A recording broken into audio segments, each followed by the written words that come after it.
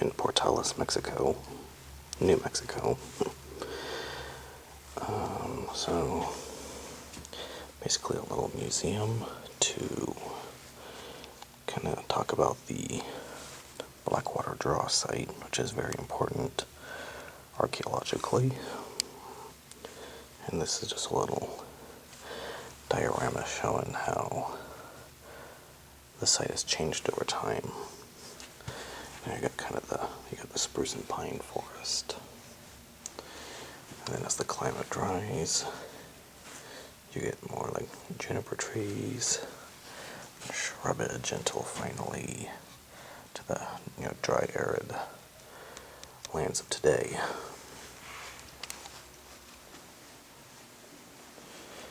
If you come over here, this is the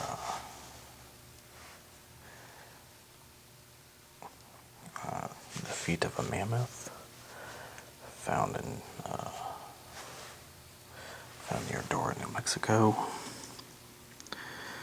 It was immature because those are actually the ends of the radius and the ulna. They are unfused, so that means this animal died before it reached maturity. That bone fusion happens at about age 6 and 7. 6 to 8, sorry. So he was probably younger than 6 when he died.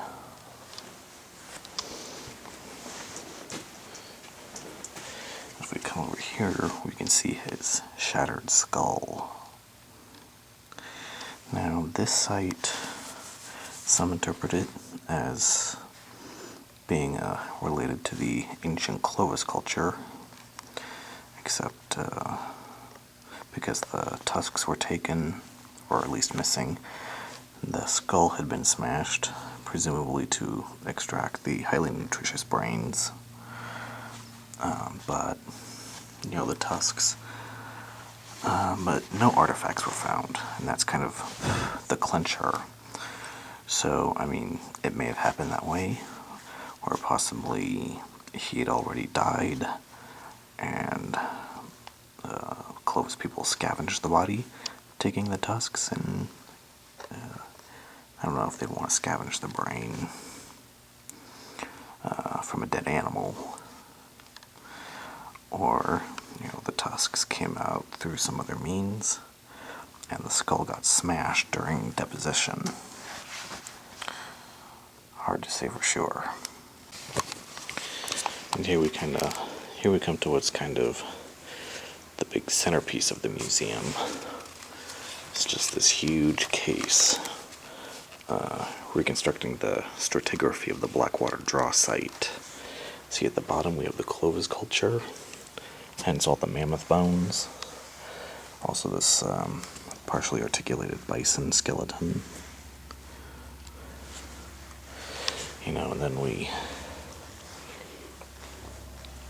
And then here is a spring, because there's evidence of springs permeating the stratigraphy and bringing that white sand up through it. So you kind of get back to the back of the bison here. You can see right there are some artifacts. I know not the big 60 Clovis points, but like for every point like that, you're going to find like 20 flakes. Because, I mean, those flakes are technically artifacts because they were made when crafting a stone point. But anyway, so you have the Clovis down here, 11,000 to 13,000 years ago. And then you come up to the very late Ice Age, and you have this regional variant descend from the Clovis called the Folsom Culture. And like Clovis, they're named after the site where the first point was found in Folsom, New Mexico. And yeah, kind of like the bison, identified from their kills as Bison antiquus, which is believed to be the ancestor of modern bison. So we're talking 10,000 to 9,000 years ago. And then we come up the black sand here, what are known as the Plano people, who lived in this area.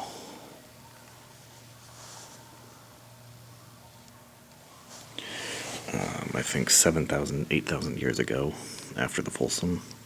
And they are hunting thoroughly modern bison now. And then you come up to the archaic people, who come after, about 6,000 years ago. These people actually dug wells, hunted bison, and all that other stuff. So, you can see just all the mammoth that was found here at Blackwater Draw. And here's the mangled jaws of a crushed mammoth skull.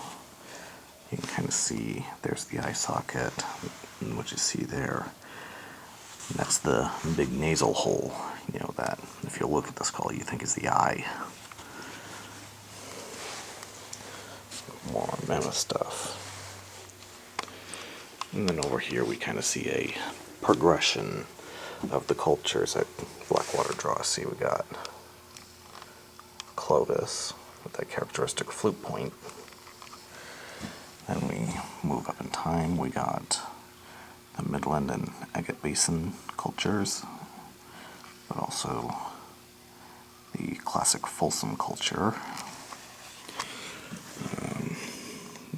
The Meserve culture, up through their time about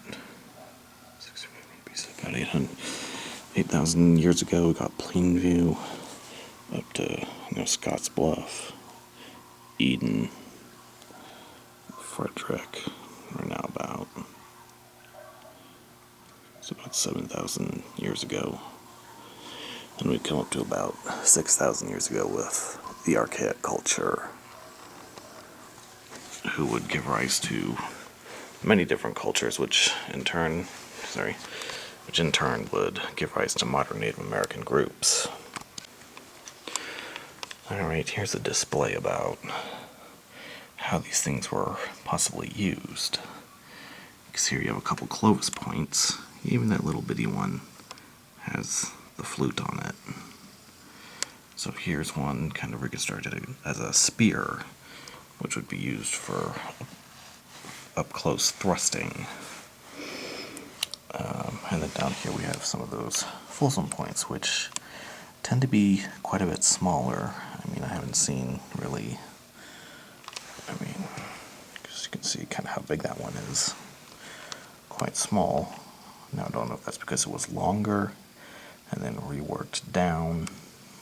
Because remember, that's how Folsom points worked. They have the flute running the entire length, and that's so that if the tip breaks off, you can just refashion the tip again and not miss a beat.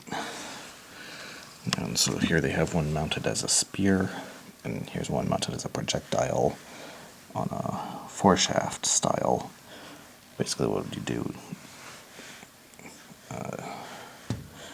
The foreshaft here would be plugged into the main shaft here, so that when you stick the animal with it, the blade and foreshaft come out and stay in, and then you can put possibly another foreshaft onto it. Now that's if it's being used as a spear.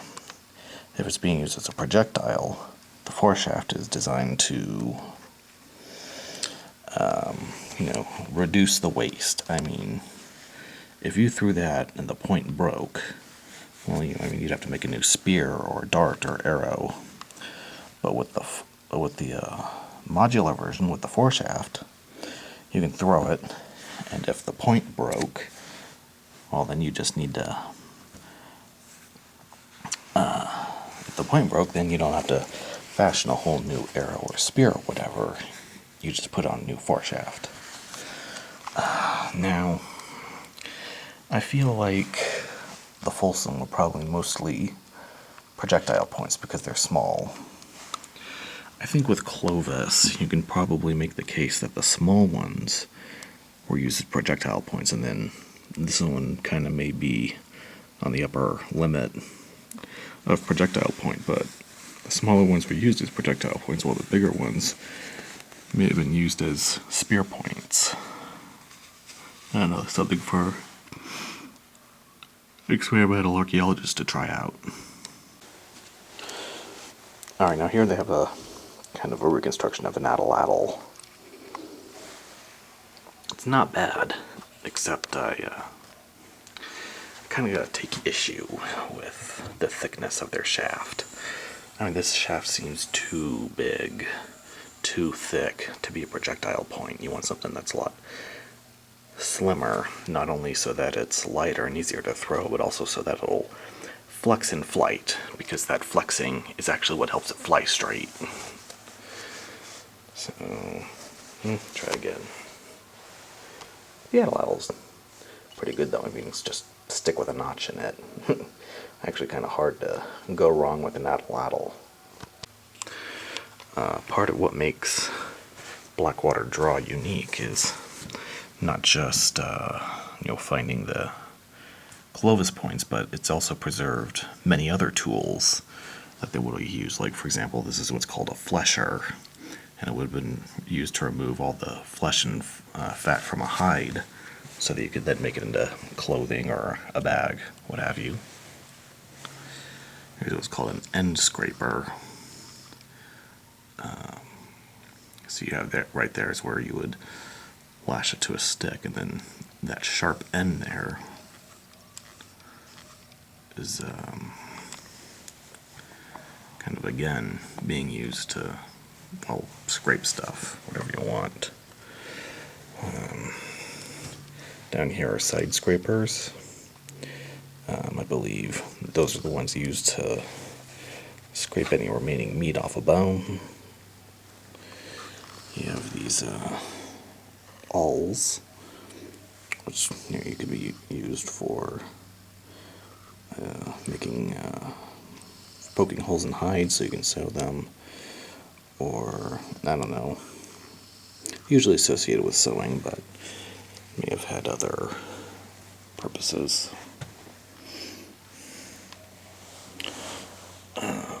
And so here we have what are called gravers. What makes it a graver is it's got that, goddamn, focus, you piece of, right there. And that little point is used for engraving.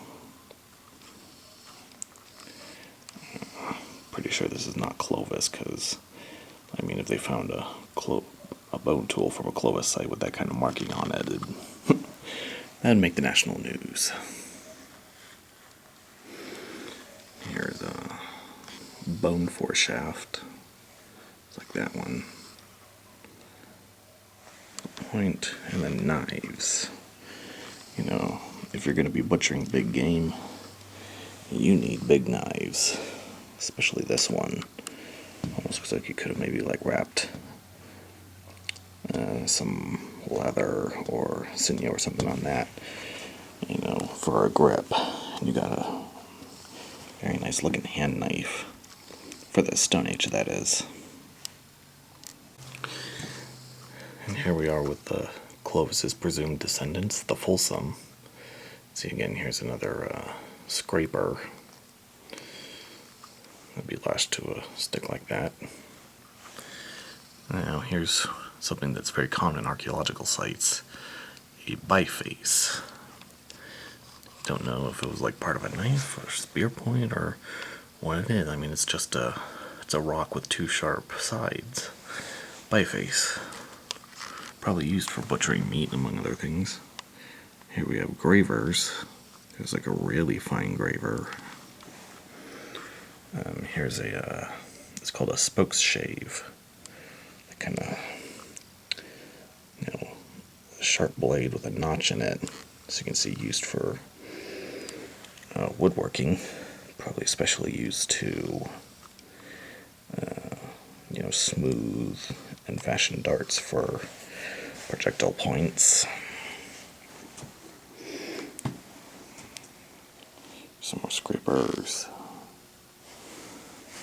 Here's an abrader, which may have been used to kind of keep the edge on a stone tool, kind of how you sharpen a knife with a whetstone. And here's a display of kind of modern Native American crafts to illustrate the point that there is so much about the Clovis and Folsom that we probably will never know. Because all of this stuff, like this belt or a pouch, a mat, basket, or sandals, boots, rattles, feathers, stuff like that, because it doesn't preserve. All we have from these cultures are their stone tools, and the bones are their prey. Sometimes they're bone tools, but stuff like this, unless under exceptional conditions, are not going to preserve. So who knows? This is all just stuff the Clovis may have made, but we'll never know.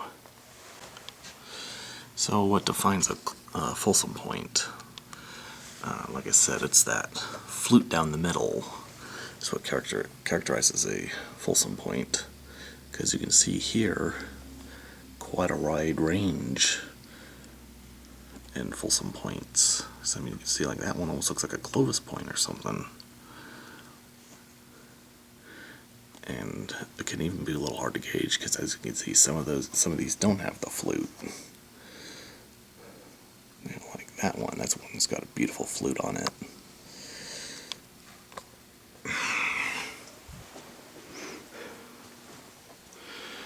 So, because you come over here and you can see the Clovis are fairly uniform. No matter what the length or shape or whatnot, they all have that flute on the bottom. And they have little bitty guys right here. Like I said, most likely projectile points, all the way up to big stuff here. Because like I said, I think kind of this one may be on the upper limit of a projectile point. Hell, that one may even be too heavy to be a projectile. And this may be the upper limit. These big guys here would have been spear points. Because if we come down here, you can see here's a very large Clovis base. Very large Clovis base. Because apparently, there have been Clovis bases found that are over 2 inches across. And those must have been spear points, because, those wouldn't be very effective as projectile points. They'd just be too big and heavy. And because it's interesting is the Burke Museum, however, had a display when I went there in 2006.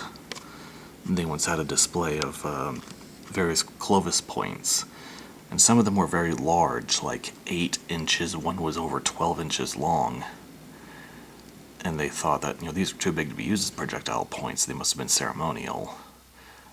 Well, that and the fact that they were kind of found in a cache makes them think ceremonial, but who knows, maybe that giant point was a spear point. And over here we have some of the rare bone tools used by the Clovis, like a flesher. There's a needle, most likely for sewing. A Atlatl dart foreshaft made from mammoth ivory. And here's an awl, which may have been, like I said, may have been for like punching holes in hide or what have you, made from what I'm going to guess is a toe bone of a bison.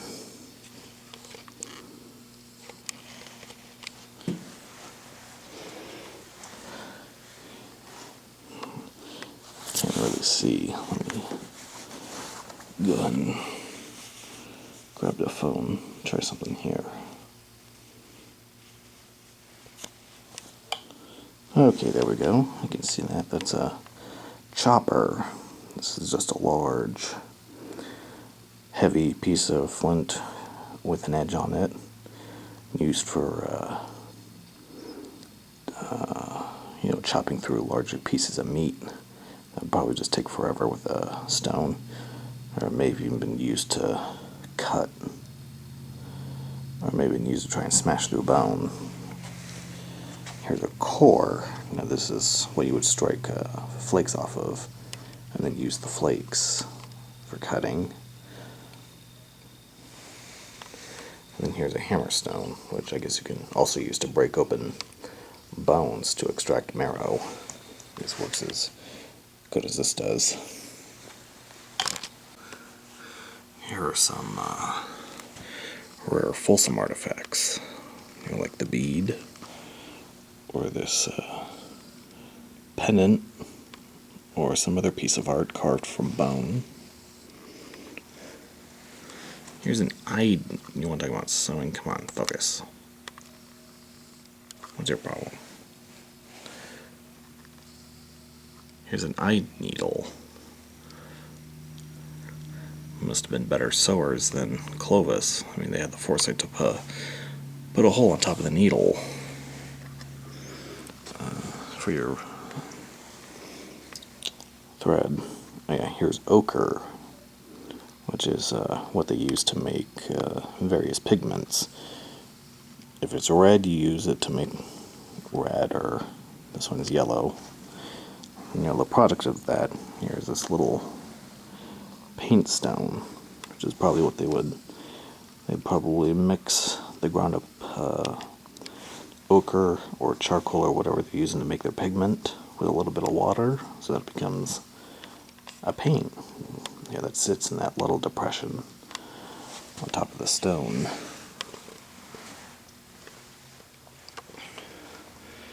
And kind of going back to the spring thing, see here's some probably waste flakes that have actually been polished by a spring. The spring water came up probably through the layer that these were at, and then as it, the spring bubbled and roiled around, it would have been tossing these around with sand.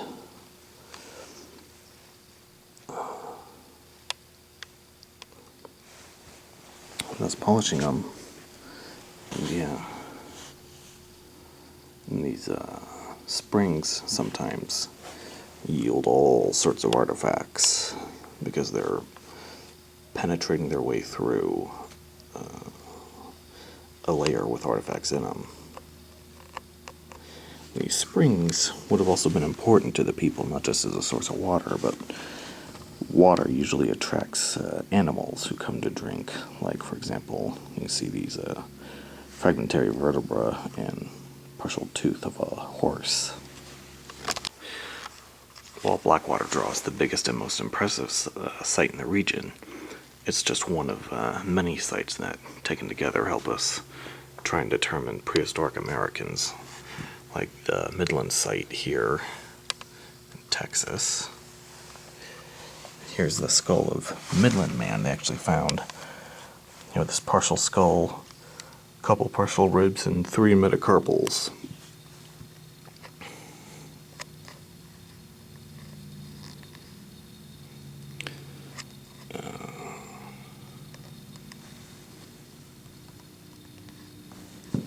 Sorry, I was reading the sign so that I can inform you people.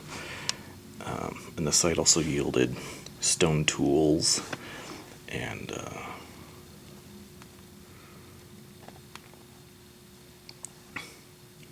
a smooth piece of sandstone. Wonder what that was about. Burned rocks, which were probably used as a hearth, horse teeth, and then fragmentary bones of horse, extinct antelope, and bison.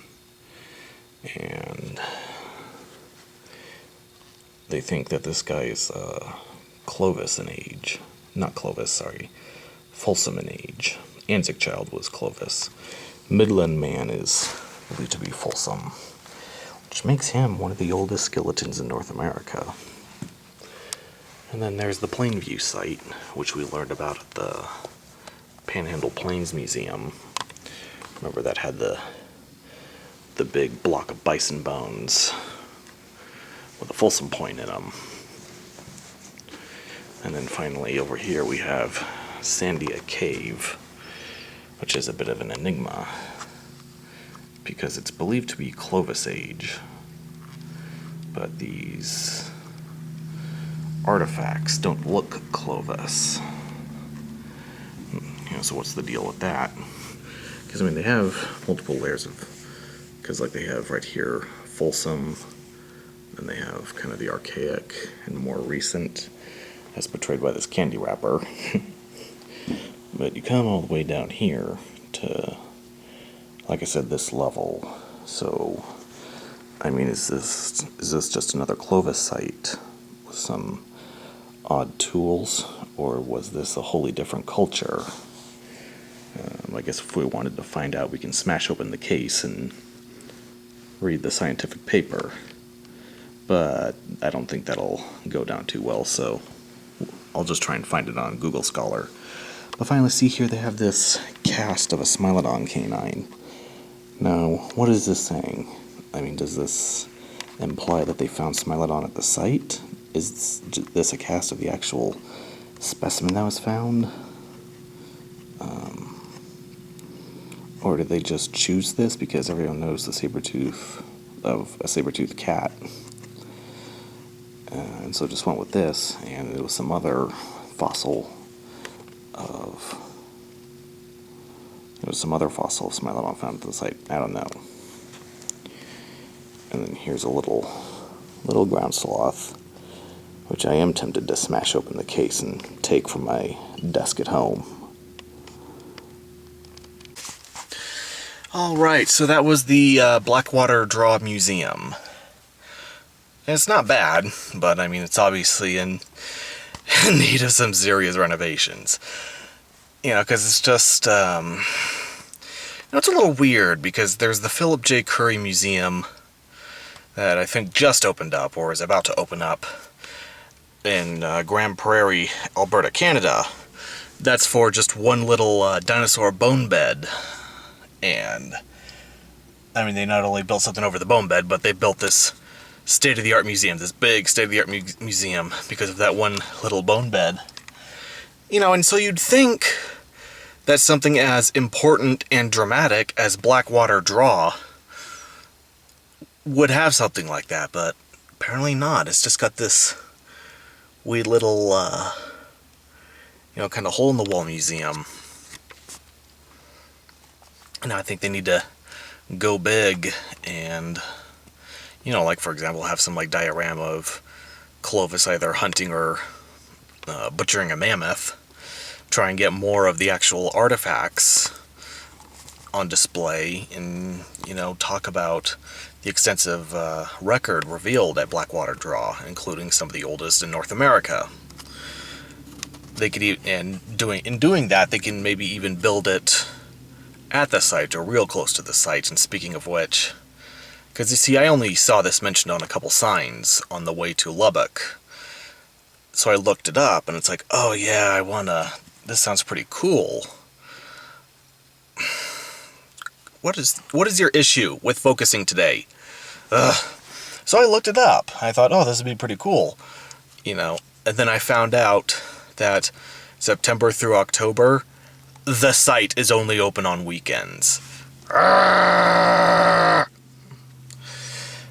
God, that would have been so incredible to see. I mean, I'll try and flash you a picture here, but I mean, it's these huge steps, because, you know, what they've done is they've cut the hillside in terraces so that you can very clearly see each layer of human occupation. But, you know, the nice lady at the desk informed me, though, that those are winter hours. Well, September through October. In fact, the site's closed November through March. Not just because of the weather here. You can kind of... It's raining and all that. And, you know, it's something...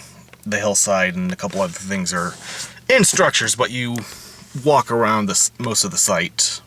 You walk around it outdoors, and you obviously don't want... Only the most fanatical paleo enthusiasts like me would do that. And also because this is Blackwater Draw Museum and the Blackwater Draw site are both owned and operated by the University of eastern New Mexico, something like that. And, as she said, when fall starts, all the students go back to school, so they lose their source of free labor. So, because, like I said, I was doing all this stuff along the way because I don't know when or even if I'll get another opportunity. Because with New Mexico, the problem being, because summer is the only time we've ever been able to go on a huge vacation like this. And, the problem these days is, it's not just money. Well, gas is always a concern, but, if experience has taught me anything on this, gas this way is hella cheap. My God. I cannot remember when it was this cheap. I think the highest I've paid for gas is outside of California was like $2.20. And last night at a 7-Eleven in Texas, Lubbock, Texas, I paid $1.80 for gas. I don't think it has been that cheap, out there on the California coast since I was a kid. So I don't think gas would be so much the problem. It's, but of course money and also time. Time is actually our biggest constraint these days because my dad changed employers, and they're kind of draconian in how they run things. Because you see, when he worked for ITT, he got 4 weeks of vacation and 2 weeks of sick. All paid. Now, he has nothing. I kid you not, he has nothing. He has to, if he wants to take some time off, he either has to accrue it or he has to make it up. And it's just not, he couldn't even go with me and my mom to D23. He couldn't even take one Friday off. He could not take one Friday off, to go on a trip with his family.